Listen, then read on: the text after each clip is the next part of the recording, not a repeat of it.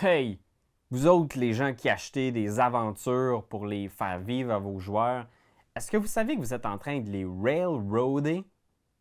Pis ça, c'est mal. Oui, est-ce que le railroad, c'est mal? C'est drôle parce que j'ai eu beaucoup de discussions dernièrement où j'avais l'impression qu'on arrivait dans un genre de paradoxe. Fait que si vous me permettez aujourd'hui, je vais réessayer de traiter la question des deux écoles de pensée pour écrire une aventure de jeu de rôle. Il y a des gens qui pensent que les aventures de jeu de rôle, il y a deux façons de les faire.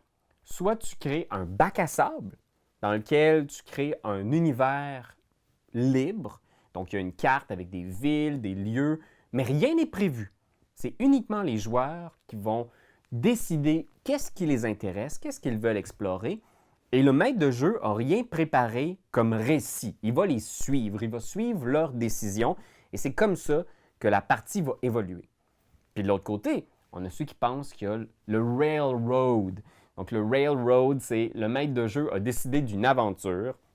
Par exemple, on va rouler descente en Averne, et là, il faut que tu suives l'aventure du point A au point B, au point C, puis tu es sur des rails, et tes joueurs peuvent pas faire rien d'autre. Fait que c'est comme un extrême ou l'autre.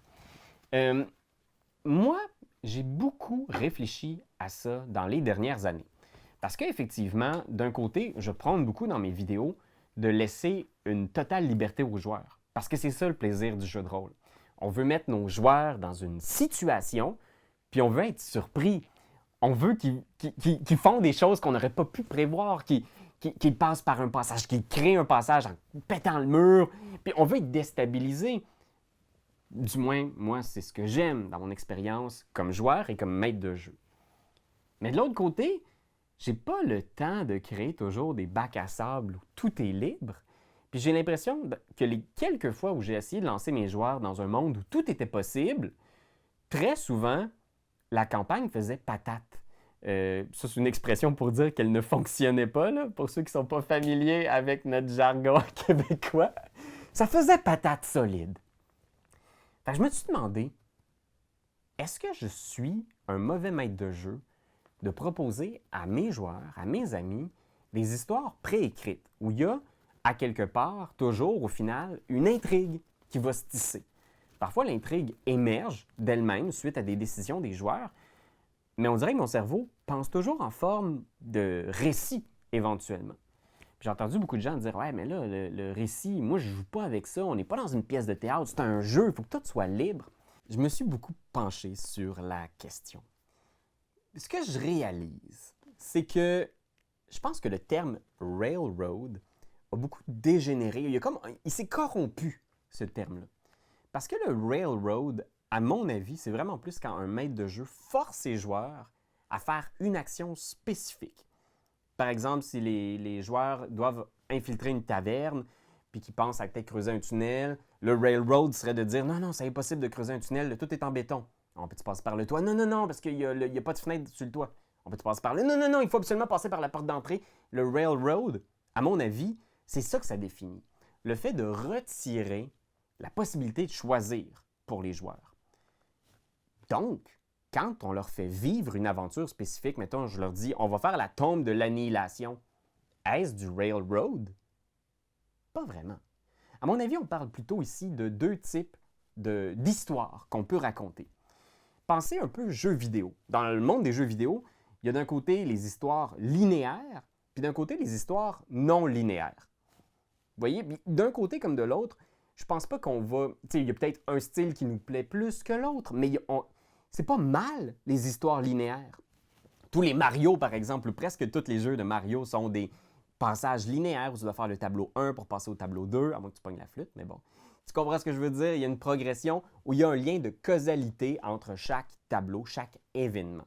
On doit passer par un pour atteindre l'autre. Parfois, il y a des embranchements, puis tant mieux, ça peut être intéressant, mais on finit toujours par atteindre la même conclusion. Et les histoires non linéaires, là, pensez peut-être plus à Breath of the Wild, Tears of the Kingdom, les jeux de Zelda, où il y a un monde immense que tu peux explorer, mais dans lequel il y a quand même des points que tu peux visiter, que tu dois visiter, mais dans l'ordre que tu choisis. Donc oui, même une campagne bac à sable, si les joueurs décident de prendre un bateau puis d'aller sur une carte que tu n'as pas dessinée, ils vont quand même sortir du bac à sable. Tu comprends? Tu peux les suivre si tu es un maître de jeu extraordinaire, mais moi, ce que je réalise, c'est que sur Internet, on dit beaucoup que le bac à sable, c'est le bout de la merde, que c'est le meilleur type de campagne et que les vrais maîtres de jeu vont snobber les aventures du commerce pour créer un monde et laisser les joueurs vraiment batifoler là-dedans. Ce que je réalise, c'est qu'il faut être un maître de jeu extraordinaire pour rouler ce genre d'aventure-là. Puis il y en a, puis parfois ça fonctionne super bien, puis j'ai déjà vécu ce genre d'expérience-là, puis ça a été très positif. Mais la vaste majorité du temps, ce que je conçois et que je réalise, c'est que quand tu lances tes joueurs dans un monde où tout est possible, tu leur donnes juste une carte, puis tu dis rien d'autre. Vous commencez à cet endroit-là. Les joueurs n'ont pas de quête. Il n'y a pas d'enjeu. Ils n'ont aucune idée de où est-ce qu'ils doivent aller. Et ça prend un groupe de joueurs ultra proactifs pour que cette aventure-là se déploie dans quelque chose d'intéressant. Moi, ce que j'ai vécu souvent dans ce genre de scénario-là, c'est qu'un joueur va être intéressé par un lieu, mais pas par l'autre. Ou ils vont aller dans un lieu, mais ce lieu-là, finalement, c'est pas le lieu le plus intéressant que vous avez créé. C'est un peu plate, puis ça n'a pas vraiment rapport avec rien. Fait que les joueurs n'ont pas énormément d'intérêt. Les seuls moments où ça décolle une campagne bac à sable, c'est quand soudainement vous vous mettez à tisser une histoire à partir d'un truc qui intéresse les joueurs. Et on retombe à ce moment-là, à quelque part, dans une aventure de type linéaire. Moi, ça m'est arrivé souvent, par exemple, de juste laisser mes joueurs dans un village où je n'avais pas prévu grand-chose, puis de voir les joueurs s'intéresser vraiment beaucoup à la situation d'un personnage non-joueur, random, qui a de la misère à faire pousser ses navets, puis qui pense qu'il y a quelque chose qui corrompt la terre. Puis j'improvise ça sur le coup, puis les joueurs font comme « Ah! Ben là, on va t'aider! » Et là, soudainement, de les voir s'enflammer, puis de les voir « On va régler le problème des navets qui pourrissent, c'est ça notre quête! » Ben oui, c'est parti d'un concept de bac à sable. Mais très vite, dans ma tête, je pense à une quête puis à des enjeux. Tu comprends? Je me mets à dire, OK, qu'est-ce qui pourrit les navets? C'est ce genre de monstre-là. Puis ce monstre-là, où est-ce qu'il vit?